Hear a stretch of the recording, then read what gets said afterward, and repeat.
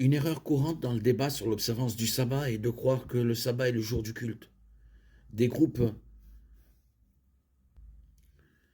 comme les adventistes du septième jour soutiennent que Dieu exige que le service religieux ait lieu le samedi, le jour du sabbat. Ce n'est pas ce que dit le commandement du sabbat. Le commandement du sabbat était de ne pas travailler le jour du sabbat, Exode 28, 11. Oui, les Juifs de l'Ancien Testament, du Nouveau Testament et des temps modernes utilisent le samedi comme jour de culte. Mais ce n'est pas l'essence du commandement du sabbat.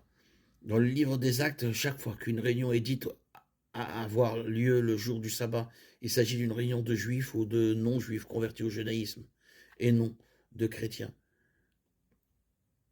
Quand les non-chrétiens, les premiers chrétiens, se réunissaient, Actes 2, 46, 47, nous avons une réponse.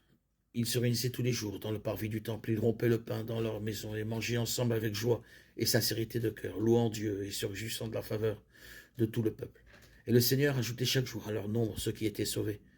S'il y avait un jour où les chrétiens se réunissaient régulièrement, c'était le premier jour de la semaine, notre dimanche actuel, et non le jour du sabbat, le samedi, acte 27, 1 Corinthiens 16, 2. En l'honneur de la résurrection du Christ, le dimanche, les premiers chrétiens observaient le dimanche non pas comme le sabbat chrétien, mais comme un jour pour adorer Jésus-Christ en particulier.